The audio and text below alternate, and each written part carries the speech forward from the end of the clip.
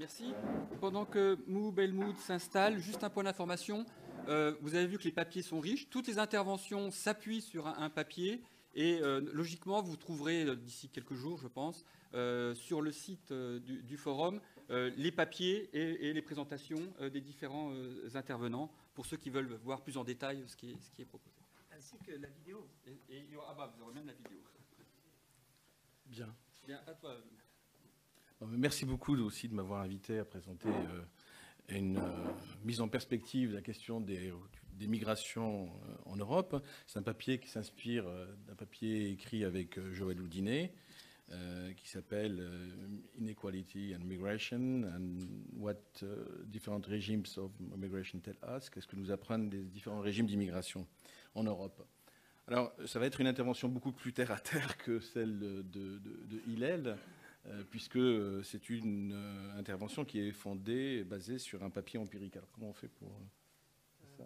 C'est là, non, c'est ça. Tu routes dans l'autre sens, alors. Ah, ok. Alors, je voudrais traiter cette question, compte tenu du temps qui nous est imparti, en 3 grands points. Avant ça, d'abord, introduire, mais ça a été déjà dit par Hillel et Jean-Christophe, d'une certaine manière, le lien que tissent les migrations avec la mondialisation. En venir de manière plus empirique aux logiques migratoires en Europe, aux déterminants et au rôle des migrations sur le marché du travail dans l'Union européenne. On est d'accord sur le fait que ça joue un rôle relativement limité. Et puis, essayer de montrer en quoi, finalement, la politique d'immigration européenne, en sens de politique communautaire, ne se réduit qu'à sa politique restrictive et pas à sa politique réellement économique. Pourquoi cette question? Et avancer, disons, une hypothèse en termes de diversité des régimes d'immigration en Europe qui répondent à des cohérences spécifiques. Et évidemment, j'en tirerai quelques conclusions de ce constat. Alors, premièrement, je vais être assez rapide sur cette introduction puisque ça l'a été un petit peu rappelé par Hillel dans son intervention. Ce qui est maintenant acquis, et heureusement finalement, c'est qu'on a arrêté de penser qu'il suffirait de libéraliser les échanges pour réduire les migrations, l'incitation à émigrer. On a arrêté de penser et de mettre en œuvre des politiques qui préconisent finalement, à l'instar des prédictions de la théorie traditionnelle du commerce international, qui préconise l'idée qu'il suffirait d'ouvrir les frontières pour les marchandises ou les capitaux pour réduire l'incitation à émigrer. On assiste finalement, et là il y a un consensus dans les travaux empiriques sur le domaine, on assiste à une complémentarité extraordinaire entre l'émigration internationale et la mondialisation, avec même une complémentarité assortie d'un paradoxe qui est intéressant, puisque finalement, si on regarde les différentes composantes de la mondialisation que sont les échanges de marchandises, les investissements directs étrangers, les échanges de connaissances, de technologies et les échanges de capitaux à court terme, et une 5e composante non négligeable, la migration internationale, on voit apparaître un paradoxe qui est que la plupart des pays sont relativement marginalisés pour les 4 premières composantes. En revanche, en dépit des restrictions majeures que subissent ces migrations, cela a été rappelé sur les non qualifiés en particulier, eh bien, les migrations jouent un rôle clé dans l'insertion internationale d'un certain nombre de pays.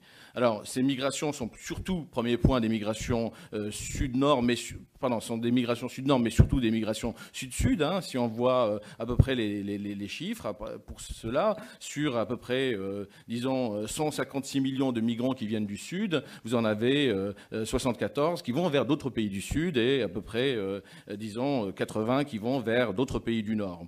Alors, on voit que effectivement, la moitié, comme le montre ce petit camembert, la moitié des migrations à peu près se dirigent vers un pays du Sud et de pays du Sud vers d'autres pays du Sud. Et quand on regarde la composante des migrations finalement Sud-Sud, on voit que 80% des migrations Sud-Sud sont des migrations transfrontalières, c'est-à-dire qui ont une bordure commune, une frontière commune, tandis que dans les migrations au contraire Nord-Sud-Nord, on voit qu'au contraire là les migrations qui ont une frontière commune sont relativement limitées. Donc ceci, ça a été dit tout à l'heure, ceci simplement pour montrer que finalement les migrations même si elles ont beaucoup augmenté, restent en proportion de la population mondiale relativement limitée. On est passé de 2,5 à 3 points de croissance de l'immigration sur une période d'une trentaine d'années, tandis que le commerce, l'investissement, etc. ont très largement augmenté. Alors, cette augmentation, tout de même, des migrations, valide l'idée selon laquelle finalement, les migrations non seulement sont inexorables, mais jouent un rôle déterminant à travers, par exemple, les remises de fonds pour le pays en développement. Le graphique a été montré par Hélène, donc je n'ai pas besoin de le remettre. Mais je voudrais quand même lever une ambiguïté. Ce n'est pas parce qu'il y a des pauvres parmi les immigrés que les migrants viennent des pays pauvres. Et ça, c'est tout à fait important. Les taux d'émigration en provenance des pays pauvres sont relativement faibles, sont même les plus faibles. Si vous prenez le taux d'expatriation qui rapporte les migrations sur la population des pays de départ, par rapport, comparé au PIB par tête relatif des pays par rapport aux États-Unis, on a cette belle courbe en U inversée, c'est-à-dire finalement un taux d'expatriation des provenances des pays pauvres extrêmement bas.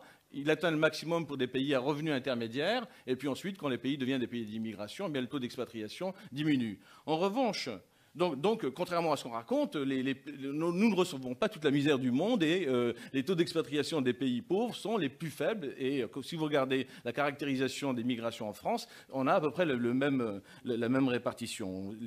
Les migrants viennent plutôt des pays à revenus intermédiaires que des pays pauvres. Alors, cela dit, dans la mesure où les coûts des migrations sont extrêmement élevés, ne serait-ce que les frais de délivrance d'un passeport, par exemple, qui sont équivalents, selon les estimations de l'ONU, à 10% du PIB par habitant des pays en développement, la multiplication de nombre de pays, le fait que les migrations demeurent très fortement internes, tout ceci, toute cette augmentation de ces coûts des migrations fait que, en dépit de la faiblesse des taux d'expatriation globaux des pays pauvres, en provenance des pays pauvres, quand on décompose ces taux d'expatriation par niveau de qualification, on observe exactement l'inverse. C'est-à-dire que plus les migrants viennent des pays pauvres, plus ils ont une probabilité élevée d'être qualifiés. Donc les taux d'expatriation d'être qualifiés en provenance des pays pauvres sont les plus élevés. Ils sont relativement faibles pour les pays à revenus intermédiaires, à peu près 6-7%, mais ils peuvent atteindre, Haïti c'est 80%, des pays relativement petits et pauvres sont à des taux d'expatriation de leur cerveau proches de 30, 40, 50, 60%, ce qui est tout à fait dramatique pour un certain nombre d'entre eux. Alors cet effet finalement de hausse des coûts de migration et ce paradoxe des restrictions sur les flux de migration montre simplement explique en partie la montée inexorable des qualifiés, surtout en provenance des pays à faible revenu. Et ces effets des qualifiés sont discutés dans la littérature. On sait qu'ils sont relativement négatifs à partir d'un certain seuil, au-delà par exemple de 15-20%, mais qu'en deçà d'un certain seuil, ils peuvent même être relativement positifs pour le pays d'origine, tandis que pour les pays d'accueil, on sait aussi qu'ils sont relativement positifs, même s'il y a des effets de gaspillage. En d'autres termes, on a changé de régime d'immigration. On est passé d'un régime de migration où les coûts d'immigration étaient internalisés par les entreprises des pays du Nord. Vous voyez là le film de Yamina Benguigui, Mémoire d'immigrés, où vous voyez dans cette première partie où on allait chercher les migrants au Maghreb, on internalisait totalement leurs coûts de délocalisation, leurs coûts d'émigration, un modèle où les migrants ont leur propre stratégie d'émigration parce que les coûts sont extrêmement élevés, d'où des stratégies d'éducation, d'investissement dans l'éducation pour augmenter leur probabilité d'émigrer. Alors on pourrait, disons, prendre sa appui sur ce beau film qui a été très peu diffusé, qui s'appelle Rome plutôt que vous, Roma ou Lentouma, film algérien, qui montre comment des qualifiés, des gens en provenance du Maghreb, essayent de errer à la recherche de visas, à la recherche même si leur position sociale et en termes de qualification sont extrêmement bonnes. En tout cas, avec une volonté de partir absolument. Donc j'en viens à changement de régime global d'immigration, passage d'un régime d'immigration à l'immigration, les coûts d'immigration étaient internalisés par les pays d'accueil à un régime d'immigration où les migrants supportent eux-mêmes leurs coûts d'émigration, d'où des stratégies de diversification. Au cas européen, alors dans le cas européen, quelles sont les logiques migratoires dans l'espace européen? On a une typologie à faire pour comprendre comment s'organisent les migrations en Europe. On voit ce phénomène dont j'ai parlé dans mon introduction de hausse inexorable des qualifiés apparaître, mais pour cela, il faut faire une typologie. Alors, je ne vais pas vous embêter avec cette typologie, mais disons que ce que nous avons fait avec Joël Houdinet en particulier, c'est de décomposer les différents flux d'immigration en fonction des caractéristiques des migrants, et en fonction des caractéristiques des migrants, c'est-à-dire de leur pays d'origine, mais aussi de leurs caractéristiques intrinsèques, leur niveau de qualification, l'emploi occupé, etc. Grâce à l'utilisation de l'enquête Labour Force Survey d'Eurostat, on peut faire ceci. Donc on aurait, si vous voulez, des migrants qui sont des migrants intra-européens. On sait que les migrations intracommunautaires sont relativement faibles par rapport aux migrations intra-américaines, par exemple, 10 fois plus faibles que les migrations intra. Mais à l'intérieur des migrations intra-européennes, vous avez des gens qui viennent d'autres pays non européens et qui circulent au sein de l'Union européenne, et vous avez aussi des retours de nationaux. Et puis, vous avez aussi des gens qui viennent d'un autre pays qu'un pays de l'Union et qui aussi vont être en situation de migration répétée en Europe. Vous avez des nationaux qui reviennent d'un autre pays que le pays d'origine. Vous avez aussi des non-européens qui sont en mobilité extracommunautaire. Au total, on a 3 catégories, au fond, de migrants qui circulent au sein de l'Union européenne. Vous avez les migrants intracommunautaires, c'est-à-dire un Français qui irait en Allemagne ou au Royaume-Uni. Mais vous avez aussi des migrants extracommunautaires qui seraient en France et qui iraient en Allemagne ou au Portugal vers l'Allemagne. Et puis, vous avez des nationaux qui reviennent d'un pays non européen. Donc vous avez une complexité des migrations et de leur circulation. Et quand on regarde un peu de près ce premier travail empirique, on peut en déduire trois conclusions. D'abord, la mobilité des travailleurs au sein de l'Union européenne est en partie alimentée par les migrations extracommunautaires. Ceci est un paradoxe également. C'est-à-dire qu'au fond, si les migrations intracommunautaires de gens venant de pays membres de l'Union européenne est relativement faible, la migration extracommunautaire à l'intérieur de l'Union européenne est relativement élevée par ce phénomène de migration répétée. Alors, pourquoi? Parce que vous avez, on va y venir, les grands pays du noyau dur de l'Union européenne, l'Allemagne, la France, le Royaume-Uni, présentent des besoins de main-d'œuvre dans certains secteurs industriels ou de services, de haute technologie, avec des politiques sélectives en faveur des migrants diplômés, tandis que d'autres pays, les pays périphériques, les nouveaux pays d'immigration, l'Espagne, l'Italie, le Portugal, la Grèce, l'Irlande, ces pays qui ont des difficultés d'ajustement dans la zone euro en particulier, ont usé très largement de politiques massives d'immigration. Alors, les migrants eux-mêmes, de leur côté, développent des stratégies de mobilité géographique et sectorielle successives. On est loin du modèle de l'importation d'immigrés. On a des gens qui ont des stratégies et qui entrent par les pays périphériques de l'Union européenne, des pays du sud de l'Europe par exemple, pour ensuite essayer d'obtenir un passeport de mobilité pour se rendre tout de même vers les grands pays d'accueil qui restent à 80%, les 3 grands pays, l'Allemagne, le Royaume-Uni et la France.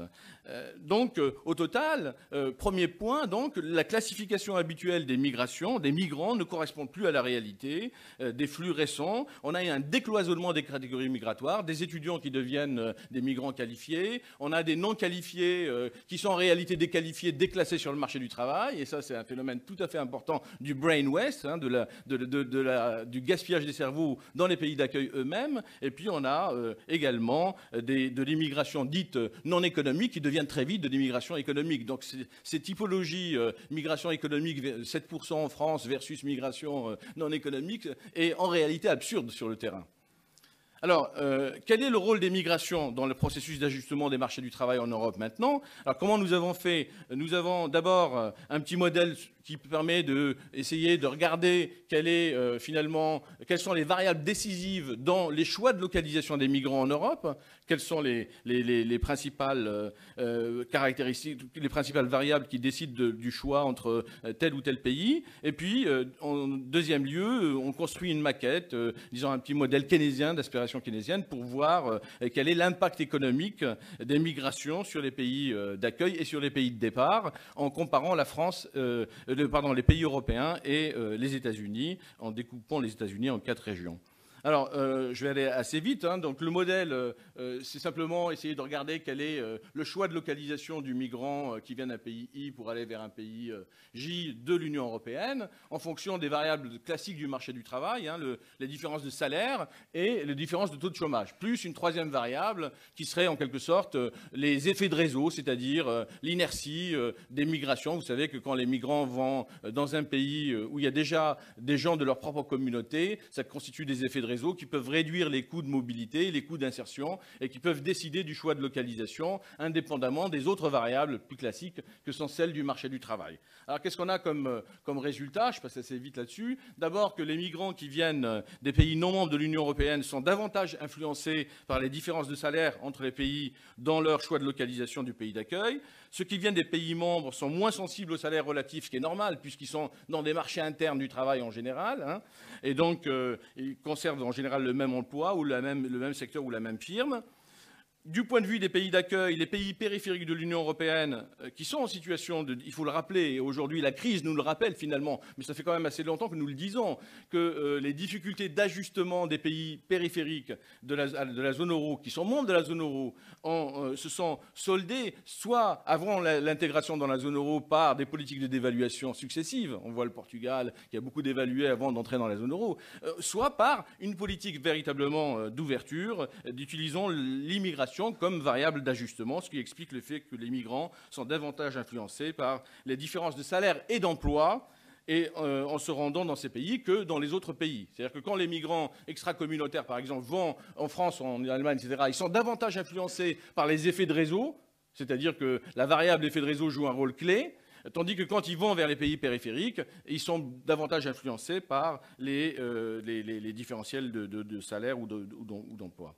Alors, cela peut s'expliquer aussi par, quand on essaye de regarder l'impact des migrations sur l'ajustement des marchés du travail, eh bien, le constat que la littérature, évidemment, sur lequel la littérature met l'accent, c'est que l'effet direct est un effet sur l'offre de travail et sur la demande de biens et services quand on prend en compte la demande, comme nous le faisons nous-mêmes. Et les études empiriques montrent qu'on a un effet global négligeable sur les salaires des autochtones, qui ne sont pas en concurrence, mais ça, Grégory va y revenir, avec les pays, avec les migrants, et que si on a une concurrence, c'est davantage une concurrence entre vagues d'immigration elles-mêmes, et je passe là-dessus. Si l'effet est négligeable en équilibre partiel, il semble encore plus réduit avec l'intégration de l'impact sur la demande de biens. Et l'immigration ne se traduit donc pas par un partage entre immigrés et autochtones. Parce qu'en fait, si on intègre la demande dans un modèle macro d'impact des migrations, tout se passe comme si les migrants créaient leur propre emploi par leur demande. Les résultats, donc, tant théoriques qu'empiriques, semblent infirmer l'idée de la substitution, mais on y reviendra. Alors, dans cette maquette fondée sur un modèle keynésien de désinflation compétitive, pour intégrer les deux mécanismes d'offre et de demande globale des facteurs, on a fait un certain nombre de simulations, et je vais très rapidement, c'est dans le papier, je vais très rapidement aux synthèses. Les déterminants principaux des flux migratoires relève moins des déséquilibres sur le marché du travail que des facteurs structurels. Et l'impact, en fait, d'un choc, par exemple, d'augmentation de 10% des migrations sur le marché du travail est un impact très limité aux États-Unis, mais encore plus limité en Europe, même si il est davantage négatif pour le pays de départ que pour le pays d'accueil. Alors, 2 minutes.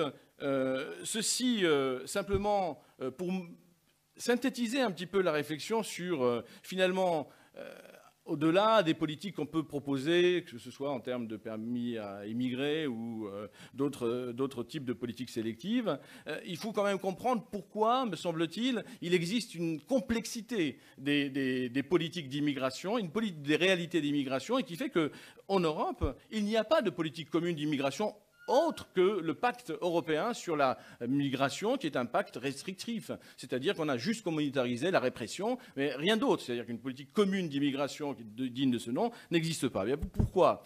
Si on résume un peu ce qu'on a fait, et si on met en relation, d'un point de vue un peu systémique, les caractéristiques des migrants, les caractéristiques des pays d'accueil et les cohérences institutionnelles de fonctionnement des pays d'accueil, on obtient quand même des types de régimes, ce qu'on appelle des régimes, c'est-à-dire des cohérences institutionnelles et économiques qui peuvent aider à comprendre les choses, et donc aussi à aider pour la politique économique. Mais on constate finalement 3 types de régimes en Europe. Un premier régime que j'appellerais régime nordique, qui est un régime dans lequel finalement la spécialisation internationale est une spécialisation plutôt hors prix. Les problèmes de taux de change de l'euro sont relativement réglés par une compétitivité hors prix. C'est le cas de l'Allemagne, par exemple, dans lequel, finalement, les besoins en matière d'immigration sont des besoins très fortement ciblés sur les très qualifiés et pour les biens justement de spécialisation et industriels et manufacturiers, et pour les biens non échangeables de services en particulier, il y a un recours également aux non qualifiés. Donc on a une espèce de maîtrise dans les 2 segments de la qualification, pour les très qualifiés et pour les moins qualifiés, même si l'Allemagne, par exemple, ne réussit pas son coup quand elle crée la carte verte avec la volonté de faire venir les informaticiens indiens. Ça ne marche pas toujours. En tout cas, on a un modèle relativement cohérent, où la migration ne joue pas de rôle d'ajustement, disons, macroéconomique. Le deuxième régime, c'est un régime sud-européen ou méditerranéen, et c'est un régime d'immigration de masse. Ça a été dit par Jean-Christophe dans sa présentation initiale. La croissance, même si l'immigration, il faut arrêter de penser que l'immigration règle tous les problèmes, et de développement, et de marché du travail, et de croissance. Ce n'est pas l'immigration qui est à la source de ces-là. Mais en tout cas, ce qu'on peut constater, c'est que l'immigration a accompagné la croissance espagnole très fortement, puisque les flux d'immigration se sont accélérés considérablement. Et donc, on a un besoin d'immigration massive pour des raisons de compétitivité coût, pour soutenir la croissance, qui a fait que, dès le début des années 2000, on a eu un modèle d'immigration très ouverte qui ne disait pas son nom. D'ailleurs, en 2008, quand on a fait le pacte européen sur l'immigration, on a tapé sur l'Espagne en disant « vous arrêtez maintenant vos politiques d'ouverture ». Et la politique d'ouverture espagnole et portugaise, c'est une politique d'aller chercher les migrants moldaves, ukrainiens, dans les pays périphériques de l'Union européenne, pour les faire venir, les faire disperser sur le territoire espagnol, les faire travailler dans différents secteurs, l'immobilier en particulier, et permettre l'accompagnement de la croissance. Il y a un troisième régime, et je voudrais insister juste là-dessus si j'ai encore une minute. Ce troisième régime, c'est le régime français. Alors j'appelle ça un régime hybride. Pourquoi ? Parce que finalement, tout porte à croire qu'on serait vers une convergence des politiques d'immigration. Jean-Christophe l'a dit.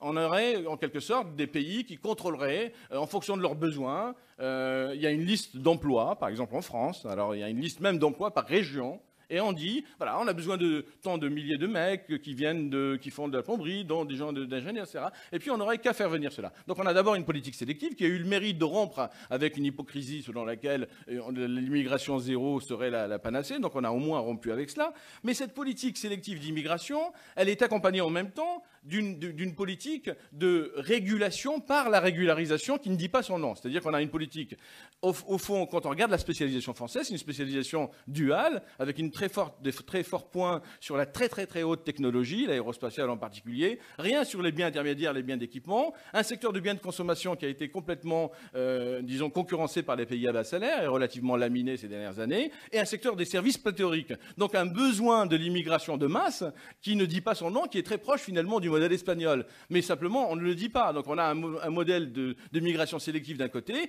un modèle d'immigration de masse de l'autre, mais ce modèle d'immigration de masse, au lieu de le reconnaître en tant que tel, on le reconnaît par régularisation ex post. Alors c'est des régularisations au compte-gouttes, etc., etc., mais on a du coup, finalement, une absence de lisibilité de la politique, puisqu'on a 2 objectifs qui sont en concurrence, un objectif d'attractivité des compétences d'un côté, et un objectif de l'autre, qui serait de restriction, de limitation de l'immigration clandestine, alors que les employeurs eux-mêmes réclament la régularisation.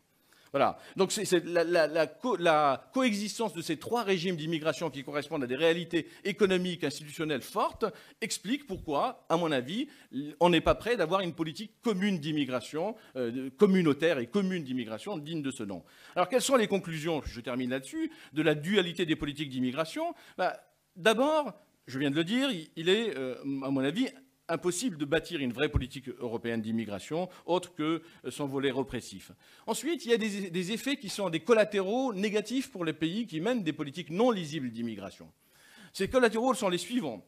On assiste aujourd'hui à un effet de détournement des flux des migrations, des plus qualifiés, par exemple, qui viennent du sud de la Méditerranée, vers d'autres régions. Le Royaume-Uni a été le premier pays, mais maintenant, c'est de plus en plus l'Amérique du Nord. Donc, au fond, Le fait d'avoir une politique qui consisterait à concilier une politique très restrictive, répressive, avec des signaux très négatifs envers les non-qualifiés ou les clandestins, qui sont souvent d'ailleurs qualifiés, même s'ils sont clandestins, eh bien, le fait d'avoir ceci induit un effet de signal pour les migrants qui ont des stratégies d'immigration très négatives qui les amènent à choisir plutôt l'Amérique du Nord que l'Europe. Et de plus en plus, on a un effet d'éviction des plus qualifiés qui choisissent d'aller s'installer en Amérique du Nord, avec même un effet tout à fait intéressant à regarder, c'est que du fait des discriminations sur le marché du travail, on a même des enfants issus de l'immigration, du fait des discriminations qu'ils subissent, qui s'inscrivent dans les programmes bilatéraux franco-québécois, par exemple, de libre circulation pour pouvoir se rendre au Québec. Donc on a un effet finalement de perte pour un pays d'accueil qui n'aurait pas des objectifs clairs,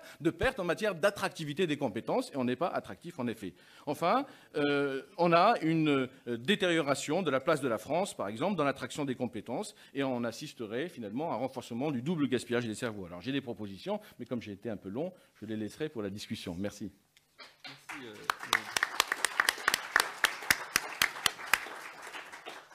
Donc, comme je l'avais annoncé dans l'introduction, je vous propose qu'on fasse une série de questions-réponses, puisque là, il y avait une cohérence sur ces 3 papiers qui s'intéressaient dans un cadre international, européen, des flux migratoires, puisque les 2 papiers suivants, eux, se focaliseront sur les effets sur l'économie française des flux migratoires. Donc on a 5-10 minutes pour une première série de questions, donc si possible, sur les aspects qui ont été évoqués par les 3 premiers intervenants. Hippolyte ?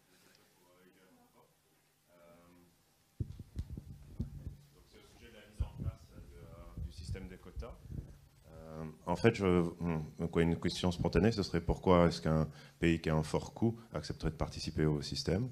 Alors, je vois bien que dans votre présentation, en fait, le coût est incertain du point de vue du décideur public, mais pourquoi est-ce qu'il voudrait révéler ça? Pourquoi est-ce qu'il n'aurait pas une aversion à révéler ça? Pourquoi est-ce qu'il prendrait ce risque? Enfin, voilà. Et deuxième question, est-ce qu'il n'y a pas aussi des hétérogénéités dans la volonté de contribuer au bien public? Et est-ce qu'il n'y a pas une corrélation entre ceux qui ont un fort coût en fait, associé à la présence d'immigrés chez eux et puis une faible volonté de contribuer au bien public mondial, quoi. Ce qui renforcerait le fait qu'ils n'aient pas envie de participer au système. Je propose qu'on réponde tout de suite, hein, pour des réponses assez courtes. Hélène. Donc sur la première question, donc pourquoi un pays qui a un coût élevé accepterait de participer? Bon, 2 réponses. Une réponse technique, qui n'est pas, à mon avis, la plus importante. On peut mettre des contraintes de participation dans ce mécanisme, hein, mais de manière plus fondamentale, c'est un problème plus général. Pourquoi des pays qui savent qu'ils vont avoir des pertes à un accord international acceptent de le signer? On en voit tout le temps. Tous les jours, du moratoire sur la chasse aux baleines, au protocole de Kyoto et un tas de conventions internationales dont je ne connais pas évidemment la liste exhaustive. Donc à partir du moment où vous avez reconnaissance, hein, qu'il y a un problème qui n'est pas national mais qui est international ou européen, il y a des institutions qui se mettent en place avec des mécanismes de contraintes, soit par sanction, soit par, on va dire, pression morale, hein, et c'est des exemples comme ça, il y en a des tas, et c'est pas donc spécifique à ce problème-là. Oui, mais il y a aussi des tas de contre-exemples, quoi. Justement pour le CO2, et l'idée des permis, c'était un petit peu faire ce qu'on voulait proposer pour le CO2. Justement, c'est pas mis en place. Donc, oui, est-ce que vous avez un exemple où c'est mis en place, justement? Il y a des gens qui... D'accords internationaux de permis de quotas où il y a un pays qui a un fort coût et qui accepte de participer. Sur les quotas, je ne connais pas d'autres exemples concrets que celui des quotas de pollution. On sait qu'il y a des accords qui ont été signés avec des divergences, avec des négociations, mais bon, on sait que les États-Unis, par exemple, savent qu'ils vont clairement perdre à ces accords. Ils essaient évidemment de négocier de minimiser le coût pour eux de participer à cet accord. La Chine en fait la même chose en essayant de prendre en compte les effets de sa croissance future sur sa pollution, etc. Bon, tout ça se fait dans un cadre négocié, international, et il est possible que ces accords augmentent l'efficacité globale dans le sens où le bien-être global augmente, mais qu'il y ait des perdants, hein. Mais l'idée, c'est évidemment que les gains globaux soient suffisamment important pour qu'il y ait ces accords qui soient trouvés, avec éventuellement des mécanismes compensatoires dans d'autres domaines. On peut faire des concessions sur un domaine, en obtenir sur d'autres, etc. Là encore, moi, je me suis centré sur le fait que la faisabilité de la chose, et notamment ce qui permet éventuellement d'éviter ce type d'écueil, passe par des programmes relativement modestes pour commencer, pour avoir une structure où il paraît clair que ce qui a gagné en termes, par exemple, de relogement des réfugiés climatiques ou des réfugiés politiques ou ce type de choses, il y a une forte pression internationale pour qu'il y ait des accords dans ce sens. Voilà. Techniquement, c'est aussi faisable avec des contraintes de participation. Merci Hillel. D'autres questions ?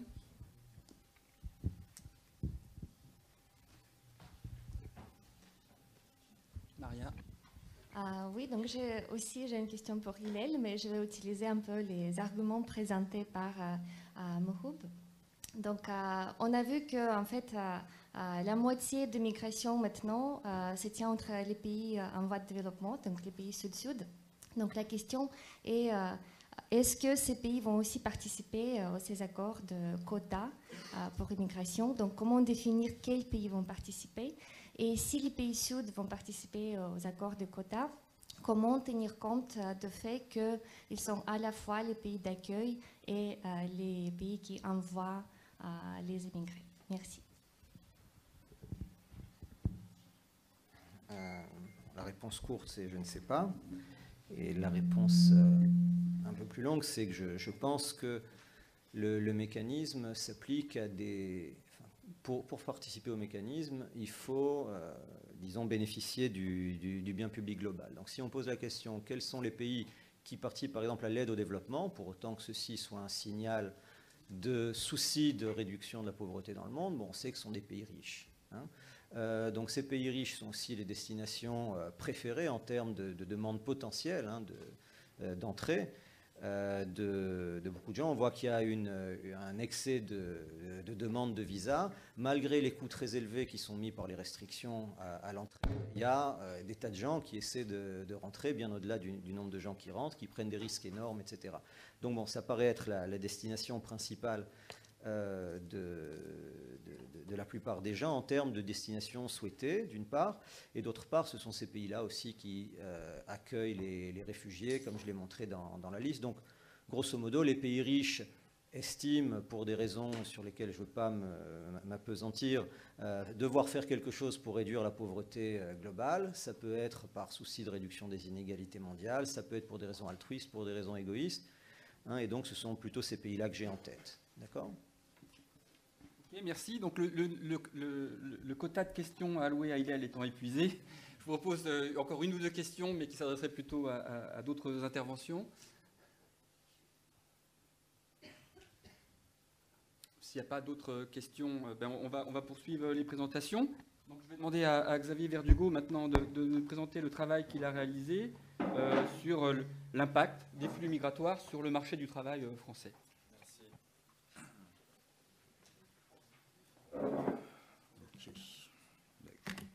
Donc avant de commencer, je me permets de préciser que les opinions qui vont être présentées dans l'article ne représentent pas la position officielle de mon employeur, la Banque de France. D'accord. Voilà. Donc c'est un article qui essaie d'évaluer l'impact...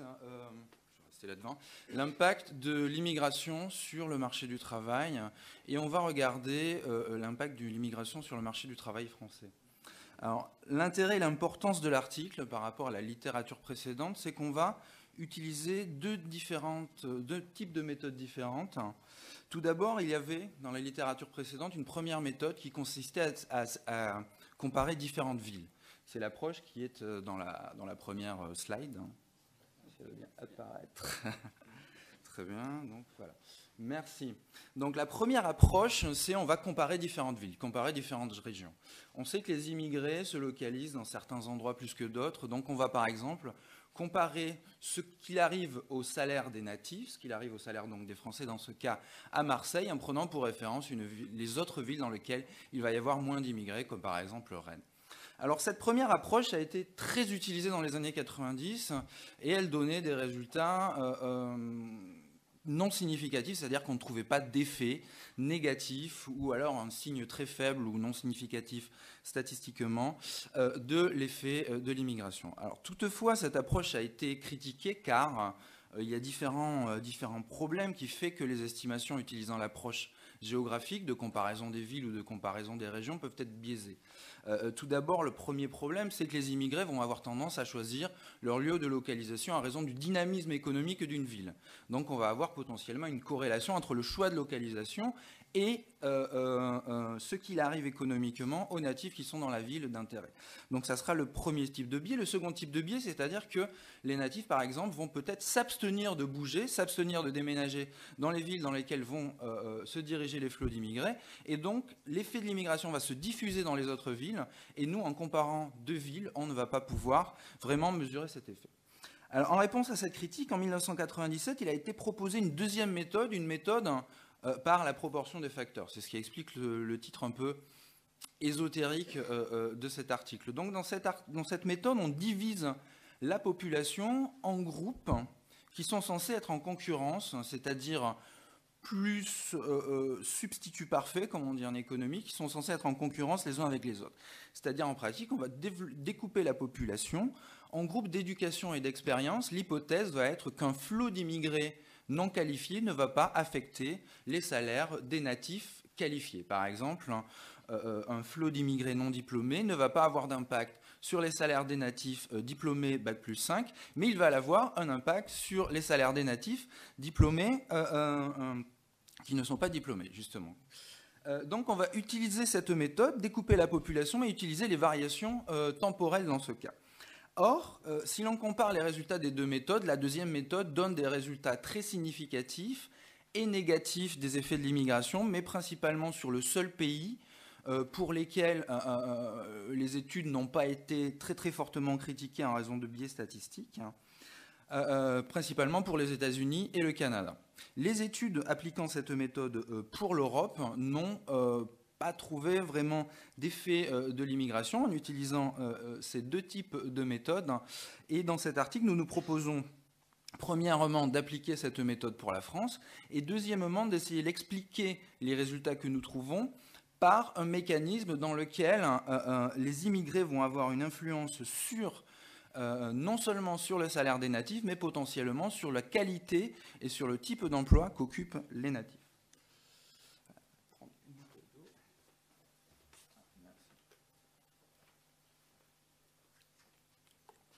Donc l'idée derrière notre article, c'est qu'il peut y avoir que les immigrés et les natifs, même à l'intérieur des groupes d'expérience et d'éducation, c'est-à-dire similaires en termes d'âge, similaires en termes de diplôme, ne sont pas potentiellement des substituts parfaits. C'est-à-dire qu'ils ne sont pas directement en concurrence et qu'il peut y avoir une absence d'effet, mais il peut y avoir aussi un effet. C'est-à-dire une arrivée d'immigrés dans une ville peut peut-être avoir une influence sur le type d'occupation, donc les occupations vont ici être définies comme les activités, la nature de l'emploi, sur la nature de l'emploi que vont avoir les natifs.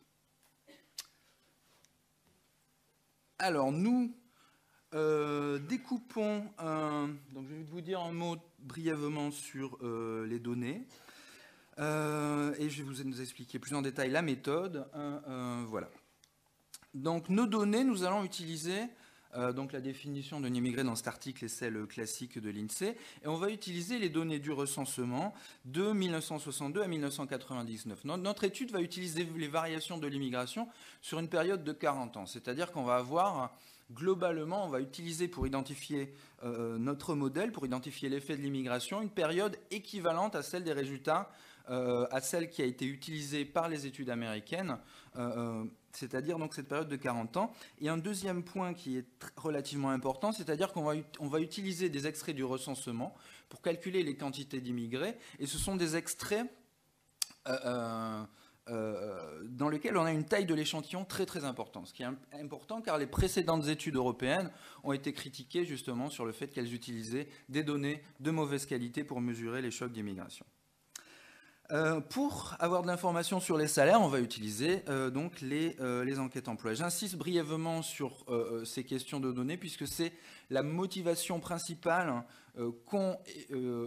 la critique principale de certains chercheurs justement pour critiquer les résultats des études européennes. Donc on va s'intéresser aux hommes puisqu'on a une période dans laquelle la variation de la participation des femmes sur le marché du travail est très très importante, il se passe beaucoup de choses. Donc pour contrôler ces effets, on va se concentrer sur le marché du travail des hommes. Et on va diviser donc la population en différentes cellules selon leur niveau d'éducation et selon leur niveau d'expérience.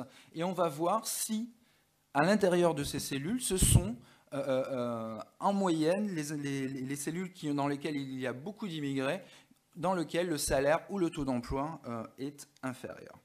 Donc voilà les variations que nous allons utiliser au cours du temps, mais aussi à l'intérieur des niveaux d'éducation et à l'intérieur des niveaux d'expérience.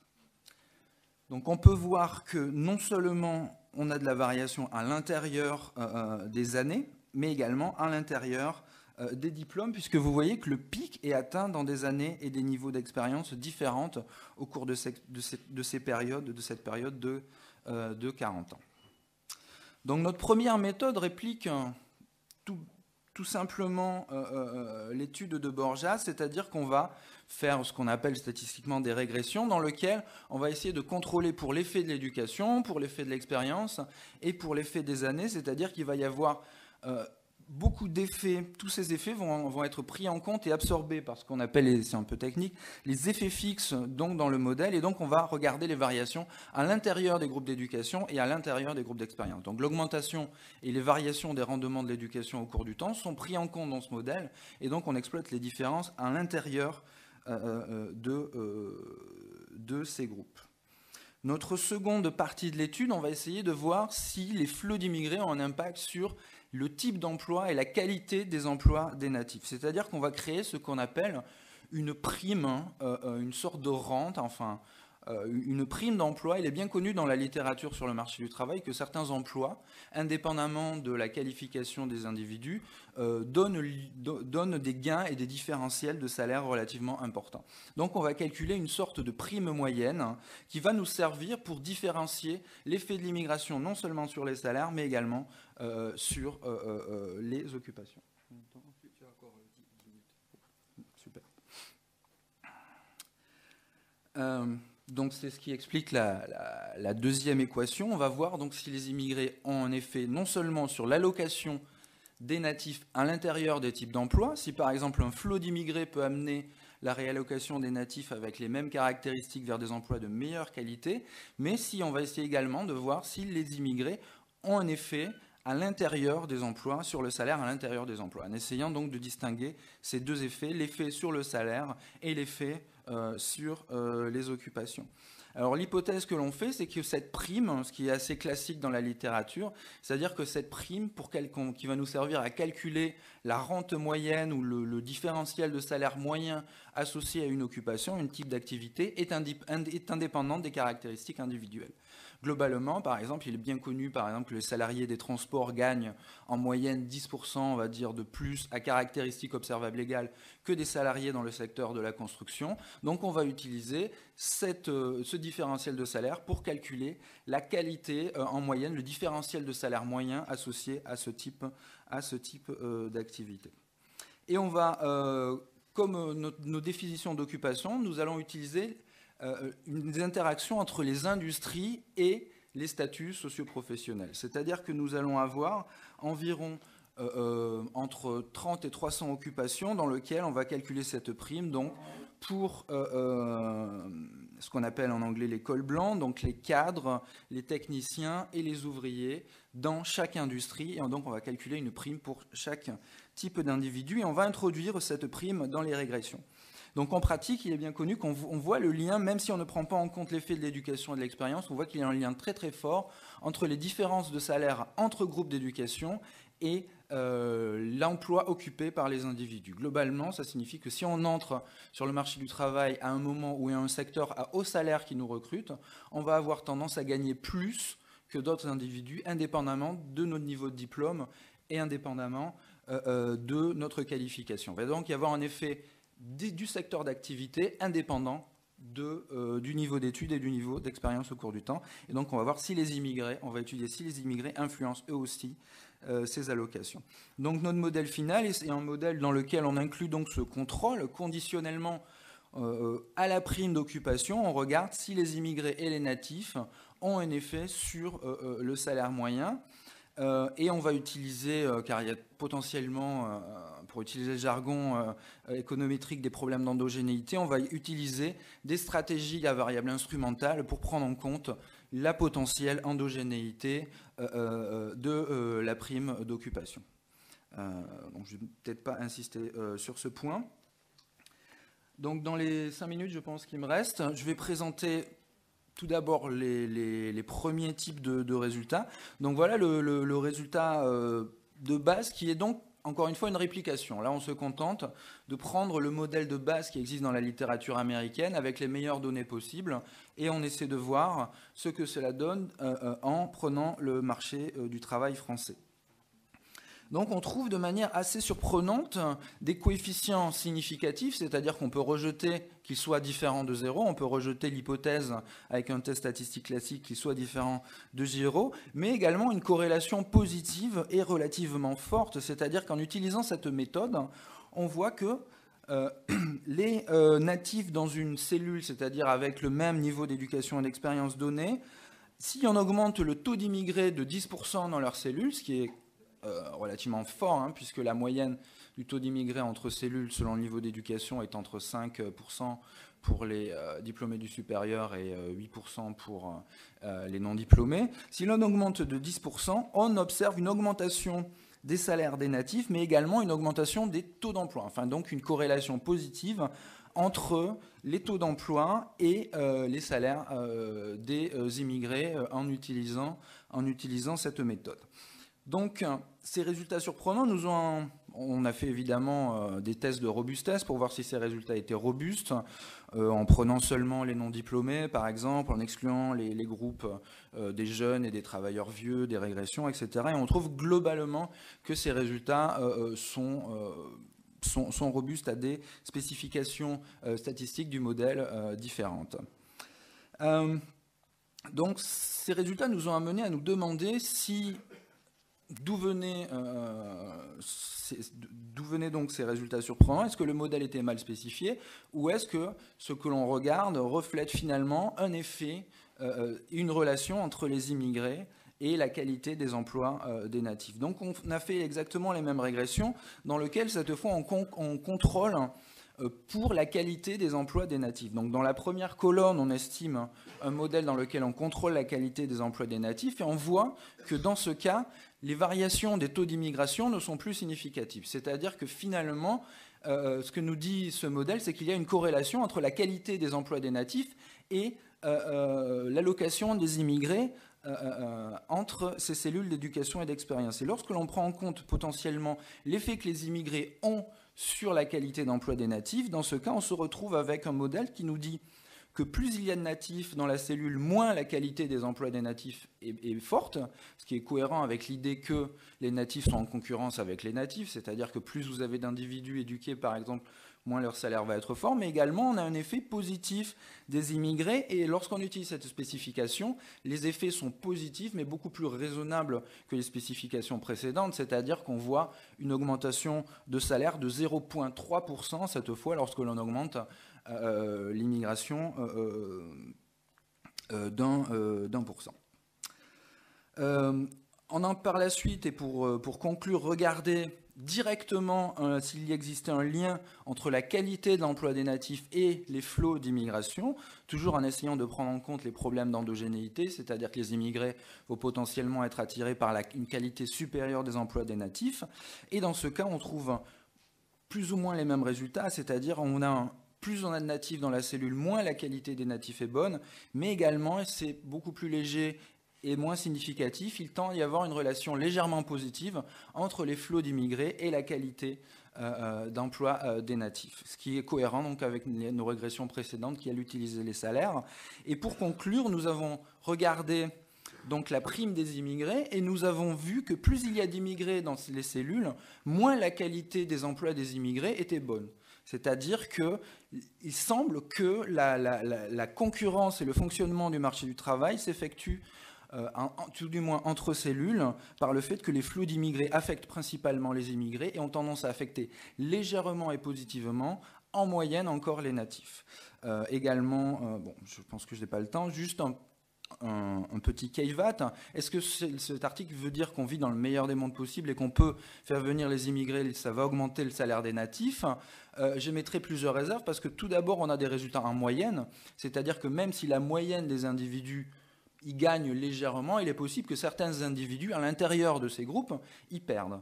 Et donc, nous n'observons pas ces effets. Mais ce qu'indiquent ces articles, c'est que, en moyenne, soit, si on croit le résultat de nos régressions, il n'existe pas d'effet négatif, en tout cas, de l'effet observé sur cette période avec cette méthodologie de l'immigration en France. Donc, les pistes futures sont soit repenser la méthodologie, soit repenser effectivement, bon, c'est peut-être un peu ambitieux, repenser l'effet de l'immigration sur les natifs. Mais ces résultats sont tout de même légèrement cohérents avec les autres résultats. Voilà, j'espère que je n'ai pas été trop long. Merci.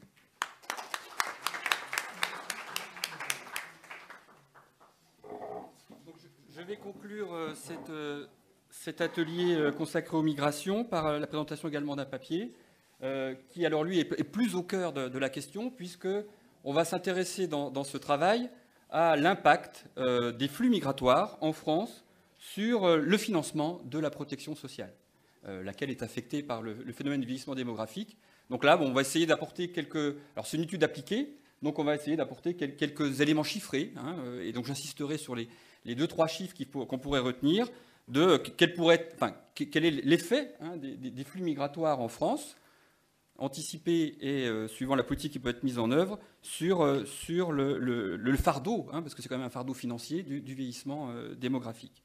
Alors il s'agit d'un papier qui a été coécrit avec Xavier Chojniki, qui est présent, et qui est tiré d'un travail plus vaste qui a été réalisé pour le ministère du Travail et des Affaires sociales sur justement les relations qu'il peut y avoir entre migration et finances publiques.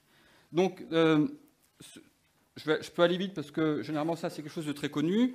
La France subit le processus du vieillissement démographique comme de nombreux autres pays européens. Il y a 2 phénomènes à l'origine de ce processus. Il y a un phénomène qui est conjoncturel, donc celui-là il va être transitoire, mais il donne plus d'ampleur à court moyen terme. C'est le fait que les générations du baby-boom arrivent à l'âge de la retraite actuellement.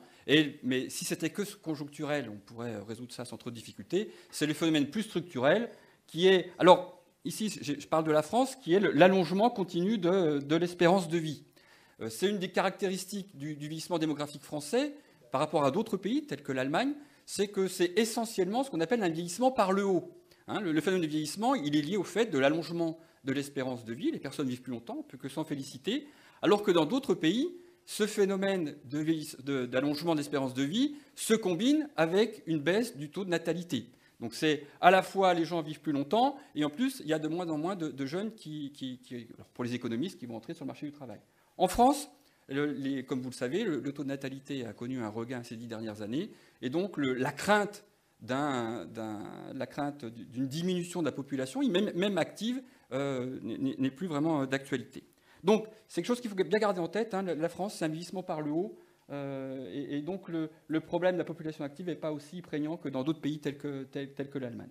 Alors, il n'empêche que, on le verra, ça a des répercussions quand même assez conséquentes sur le financement de la protection sociale, et en particulier sur les postes retraite et santé. Alors, c'est un choc démographique. Donc, comme je l'ai dit dans l'introduction de cet atelier, eh bien, si le choc est démographique, peut-être qu'une des solutions est du côté de la démographie. Hein. La natalité, ça peut marcher, mais c'est plus long à mettre en place, hein, si on voulait augmenter les taux de natalité. Il y a quelque chose de plus simple à faire, et qui est plus immédiat, c'est de jouer justement sur les flux migratoires. Donc si on fait entrer plus d'immigrés, peut-être qu'on va pouvoir compenser en partie, alors je dis bien en partie, ce phénomène du vieillissement démographique, et du coup réduire le coût du vieillissement démographique. tout dépend aussi des coûts propres à l'immigration. Et on a vu avec Xavier Verdugo que c'est pas simple, en particulier sur le marché du travail, qu'il y a beaucoup de controverses. Donc ce papier, on va essayer de donner quelques ordres de grandeur sur ce sujet. L'outil qu'on utilise, c'est un modèle d'équilibre général calculable. Alors j'avais dit pas d'équation, donc je ne vais pas non plus rentrer dans les détails techniques. L'avantage de ce type d'outil, c'est qu'il intègre tous les mécanismes qui ont été évoqués par les uns et par les autres, en général. C'est-à-dire qu'on a à la fois l'impact sur le marché du travail, nous on aura l'impact sur les finances publiques, et tout ça, ça se combine, il y a des interactions. Donc tout ça, c'est pris en compte dans le modèle d'équilibre général calculable parce qu'il est appliqué à la France, et c'est la distinction à un modèle d'équilibre partiel, tel qu'a été présenté par Xavier Verdugo, qui lui regarde juste le marché du travail. Là, il y a des interactions qui sont prises en compte. Donc les effets de substitution, de complémentarité, ils sont aussi dans le modèle, et ils peuvent avoir un impact aussi sur les finances publiques. Donc l'impact sur le marché du travail, c'est pris en compte, mais je ne vais pas regarder ça, ce n'est pas l'objectif. L'impact sur les finances publiques, c'est ça qu'on va regarder. Et juste pour vous expliquer des interdépendances qui peuvent avoir lieu, on a vu que s'il y a des effets sur la prime à la qualification, par exemple, dans le modèle, chez nous, c'est même pris en compte. C'est-à-dire que les choix d'éducation des natifs dépendent de la prime de qualification. Et donc, si la prime de qualification diminue parce qu'on fait venir beaucoup d'immigrés qualifiés, ça peut modifier les choix en termes d'éducation. Donc, vous voyez, il y a plein de choses qui sont prises en compte que je n'ai pas le temps de développer, que je ne souhaite pas développer. Alors, on va, dans ce genre de modèle-là, on va définir un compte central. Voilà ce que nous dit le modèle sur... alors, on le fait en prospective. On va regarder l'avenir de l'économie française sur le siècle, sauf qu'attention, le compte central, ce n'est pas la prédiction de ce qui va se passer dans l'économie française. Si le modèle est assez cohérent, correspond un peu à l'économie française, voilà les ordres de grandeur. Mais je ne vais pas trop développer le compte central. Moi, ce qui m'intéresse, je vais regarder plutôt des variantes.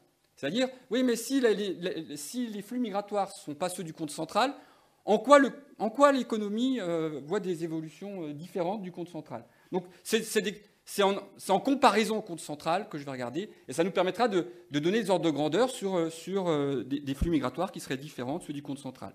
Alors, je vais parler justement du compte central, je viendrai en arrière après. Le compte central, ce n'est pas n'importe quoi non plus.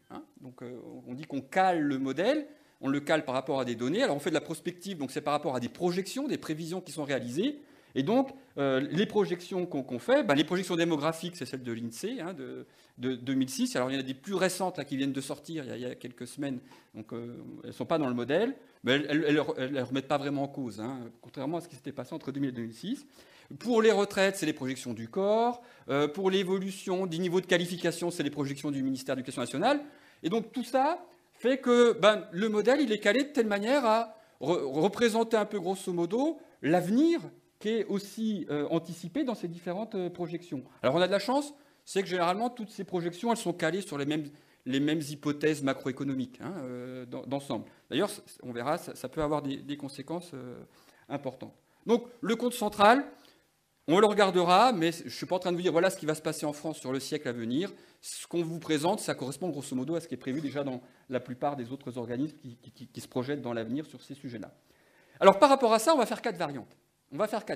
Donc, dans le compte central, il y a une politique migratoire qui est définie. C'est celle qui est prise en compte par l'INSEE dans ses projections démographiques. C'est simple, c'est 100 000 entrées, le flux net.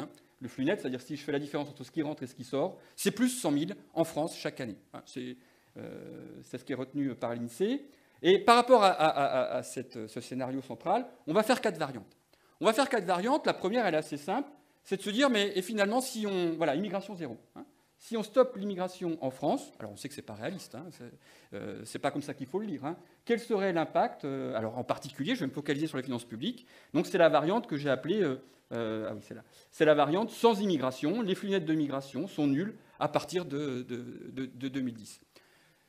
Il faut le lire autrement. Il ne faut pas le lire, voilà ce qui se passera si on arrête les flux migratoires. Il faut le lire autrement, c'est voilà la contribution de ces flux migratoires de 100 000 chaque année. S'ils n'étaient pas là, voilà ce qui serait passé. Donc ça nous permettra, cette variante-là, de voir quelle est la contribution des flux migratoires officiels, ceux qui sont prévus par l'INSEE, sur les comptes de la protection sociale. Alors on va le voir, ce n'est pas une surprise, mais je reviendrai dessus, c'est plutôt bénéfique. Donc on peut s'interroger, mais alors si on avait une politique migratoire plus ambitieuse, est-ce qu'on ne pourrait pas alléger encore plus le fardeau financier du vieillissement démographique? Donc ça, c'est l'objet des 3 variantes suivantes. Donc on va faire 3 variantes sur une politique migratoire plus ambitieuse. Et dans ces 3 variantes, on a la même quantité de flux migratoires. Grosso modo, au lieu d'avoir 100 000 chaque année, c'est 200 000. Je vous dirai pourquoi on a retenu ce chiffre. Il ne sort pas comme ça du chapeau. Ce n'est pas 2 fois plus. Hein. Mais ce qui va distinguer ces 3 scénarios, dans les 3 cas, ça sera plus de 200 000 chaque année. Ce qui va les différencier, c'est sur la structure par qualification de ces 200 000 immigrés supplémentaires en flux net. Savoir, suivant que l'immigration, enfin la politique migratoire, sera plus ou moins sélective, donc en faveur d'immigrés qualifiés. Alors on a vu que c'est un thème important, et je donnerai quelques chiffres qui montrent bien l'importance de la structure par qualification de l'immigration. Alors qu'est-ce que ça va être? La première, c'est ce qu'on appelle une immigration non sélective, c'est-à-dire que ces flux supplémentaires d'immigrés ont exactement les mêmes caractéristiques que les flux qui étaient anticipés. Donc on ne change pas du tout notre politique, elle n'affecte pas la structure par qualification des immigrés, c'est ce qu'on avait constaté, c'est ce qui aurait eu lieu en termes de structure, hein, sans cette augmentation. La deuxième, c'est une variante qu'on appelle l'immigration neutre, c'est-à-dire que ces nouveaux immigrés, ils ont une structure par qualification qui est identique à celle de l'ensemble de la population dans le compte central. Donc elle ne modifie pas la structure par qualification de l'ensemble de la population française. Hein, ce qui n'est pas le cas dans la première, parce qu'on verra que les immigrés, en général, sont moins qualifiés. Donc si on fait venir plus d'immigrés moins qualifiés, ça réduit le niveau de qualification de l'ensemble de la population française. Et puis la dernière, c'est une variante immigration sélective. Alors là, c'est très fort. On supposera que ces 200 000 immigrés supplémentaires, ils ont une structure par qualification qui est identique à celle de la génération des natifs les plus qualifiés. Hein, et donc les plus qualifiés parmi les natifs, c'est évidemment les 25-34 ans. Les 25-34 ans. Alors, j'accélère. Bien. Juste deux petits mots. Pourquoi plus de 200 000? Pourquoi plus de 200 000 Quel pourrait être c'est la discussion qu'on avait tout à l'heure en aparté. Est-ce qu'il n'y aurait pas un flux d'immigration qui serait optimal, hein? Les économistes, ils aiment bien définir quelque chose qui est optimal. Ça n'existe pas sur ces problèmes-là, hein, le flux d'immigration optimal. On pourrait se dire, si, ça serait une immigration de remplacement. Hein, maintenir constante la population active. Le problème, c'est que maintenant, la question ne se pose plus pour la France, puisque sa population active, elle va pas connaître de diminution sensible. Il va y avoir une toute petite baisse pendant une vingtaine d'années, mais le choc, si on compensait par les immigrés, ça serait la 2e décimale dans mon modèle, donc ça n'a aucun intérêt. Ça pourrait être, voilà, le vieillissement démographique, pour les comptes de protection sociale, le plus important du côté des retraites, c'est le ratio de dépendance, hein, qui va fortement augmenter. Donc on pourrait dire, mais est-ce que notre politique migratoire, elle ne pourrait pas avoir pour objectif, c'était la question que s'était un peu posée l'ONU au début des années 2000, est-ce qu'elle ne pourrait pas avoir pour objectif d'essayer de maintenir constant ce ratio de dépendance, auquel cas on n'a plus de problème vraiment de financement des retraites. Alors je vais vous donner quelques chiffres, ça non plus, c'est pas réaliste. Non pas parce que, la première, la deuxième, elle est réaliste, mais c'est l'épaisseur du trait, donc ça n'a pas d'intérêt pour nous. Celle-là, c'est l'inverse. C'est que c'est des flux annuels de plusieurs millions d'immigrés qu'il faudrait pour obtenir ce résultat. Alors qu'est-ce qu'on a retenu, nous? Puisque celle-là, il n'y aurait rien, celle-ci, c'est complètement irréaliste. On a retenu une politique plus volontariste que celle qu'on a actuellement et qui correspond grosso modo en proportion à la deuxième grande vague d'immigration qu'a connue la France au XXe siècle, c'est-à-dire celle des années 50 et 60. Et grosso modo, c'était environ 0,35% de la population française totale. Hein, environ 0,35%. Donc on s'est dit, et si on revenait à une politique plus ambitieuse, telle que celle qu'on a connue dans les années 50 et 60, quel serait l'impact?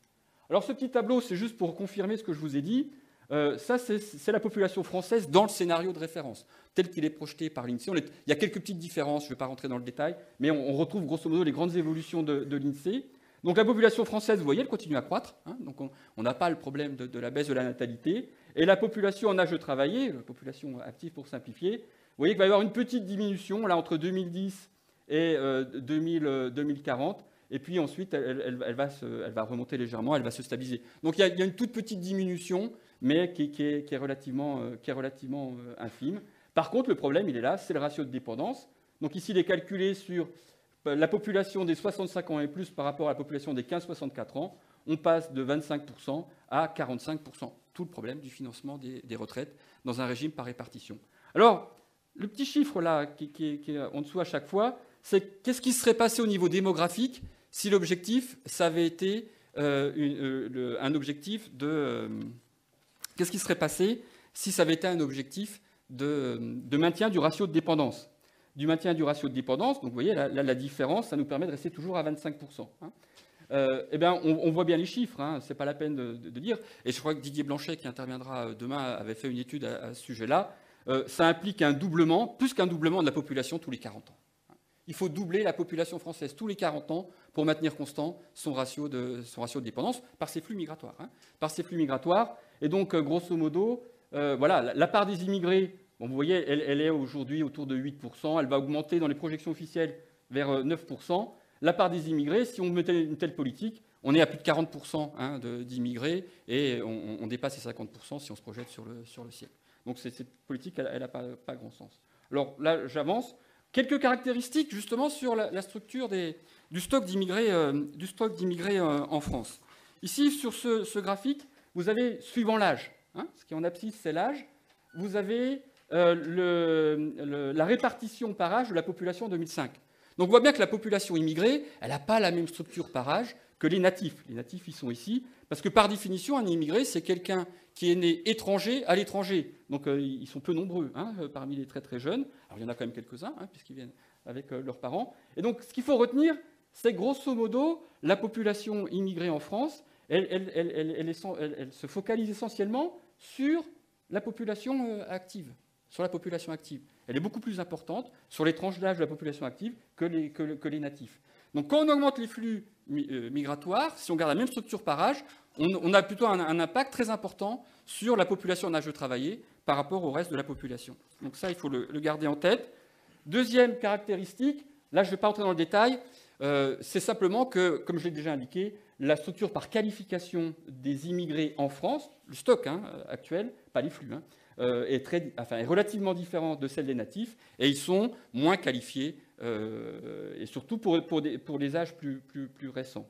Il y avait moins d'écart dans les générations plus anciennes. Les projections, la qualification des natifs augmente, la qualification des immigrés augmentera aussi dans le futur, mais l'écart n'est pas vraiment comblé. Donc on gardera une différence à ce niveau-là. Alors ça, c'est plus important. C'est le profil par âge et origine, donc, suivant qu'on est natif ou immigré, des taxes et des transferts publics. Donc là, qu'est-ce qu'on a? On a le profil par âge des prélèvements. Donc on voit bien que, grosso modo, par âge, les immigrés contribuent moins au financement des finances publiques que les natifs. Ici, vous avez l'inverse, c'est les transferts, donc ce qui est perçu par les individus au niveau de la protection sociale.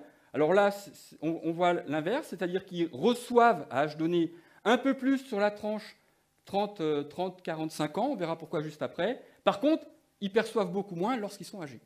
Et donc ça, c'est un point important, parce qu'on verra que ça peut expliquer en partie nos résultats.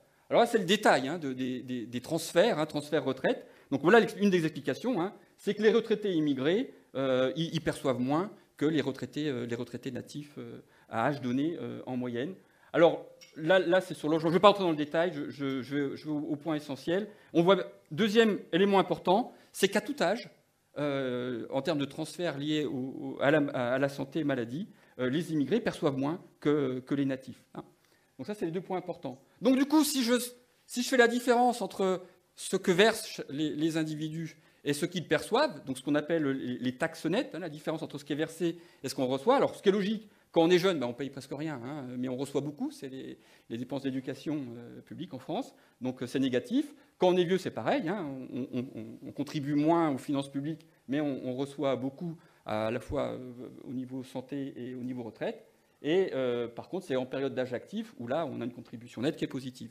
Mais ce qu'on constate, c'est que la contribution nette d'un immigré est plus faible que celle d'un natif, en moyenne à âge donné. L'explication, vous l'avez ici, c'est que cette contribution nette, elle est très dépendante du niveau de qualification. Ici, vous avez en gras, c'est la contribution moyenne des immigrés, et puis les trois autres courbes, c'est suivant leur niveau de qualification. Et la plus élevée, c'est celle pour un immigré qui est très qualifié. Donc, comme les immigrés sont structurellement moins qualifiés que les natifs, c'est ce qui explique cette différence entre les natifs et les immigrés. Alors, je peux passer rapidement aux résultats de mes quatre variantes. Il faut se rappeler quand même quel est le problème du financement de la protection sociale dans les années à venir. Donc, le débat sur les retraites je pense à ancrer quelques chiffres. Grosso modo, à l'horizon 2050, il faut trouver un besoin de financement d'équivalent de 3 points de PIB pour l'ensemble de la protection sociale. Hein. C'est l'ordre de grandeur. Hein. Donc à l'horizon 2050, c'est 3 points de PIB qu'il faut trouver pour financer les dépenses de protection sociale.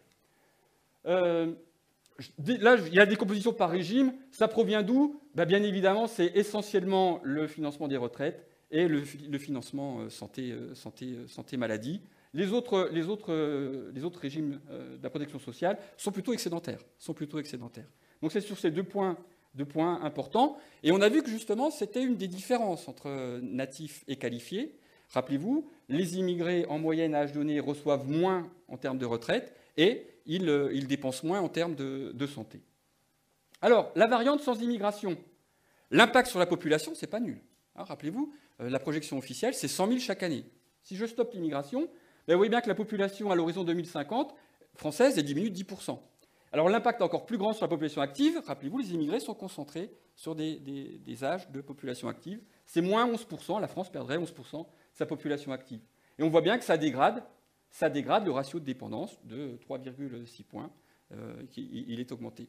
Donc, alors la part des immigrés, elle diminue, puis à l'horizon 2100, elle devient nulle, puisque si on arrête les flux maintenant, au bout d'un siècle, il n'y a plus d'immigrés. Okay, donc il y a un impact sur la population, mais on voit déjà le résultat, hein, puisque ça dégrade le ratio de dépendance.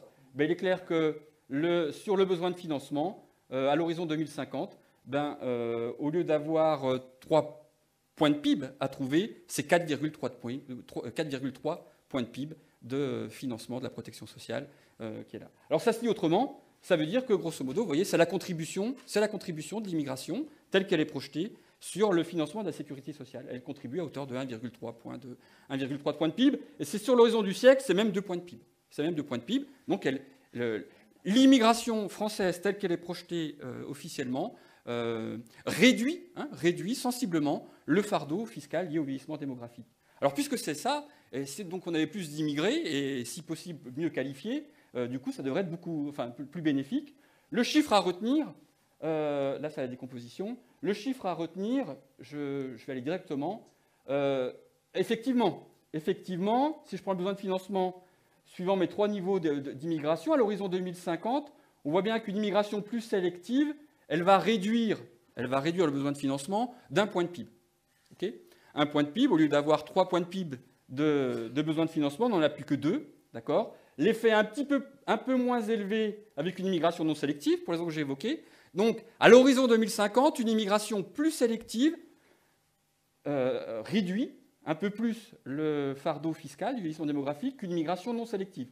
La différence, c'est 0,8, 1,1. Donc, c'est pas très important. Mais ce qui est important, je pense, à retenir, c'est si ça se prolonge à l'horizon du siècle, eh bien, on voit que l'immigration sélective n'a plus d'effet sur le financement de la protection sociale. Alors qu'une immigration non sélective, on réduit de 0,5 points le PIB. Pour une raison assez simple, c'est que l'immigration sélective a un effet plus bénéfique à court, moyen terme, on les fait venir, mais qui dit immigration sélective, ce sont des personnes, les taux de mortalité dépendent du niveau de qualification. Ce sont des personnes qui vivent plus longtemps, donc qui vont alourdir le ratio de dépendance, qui perçoivent plus de retraite, etc., etc. Donc l'effet, il est bien bénéfique à court, moyen terme. Ici, on est sur le très long terme. Donc court, moyen terme, ce n'est pas 1 ou 2 ans, hein, c'est sur 20, 30, 40 ans. Par contre, sur du très long terme, eh bien, on voit bien qu'une immigration très sélective a moins d'effet sur les finances publiques qu'une immigration non sélective. Donc voilà les 2-3 ordres de grandeur qui, je pense, il faut retenir sur quel pourrait être l'apport d'une immigration sur les financements de la protection sociale. Je vous remercie.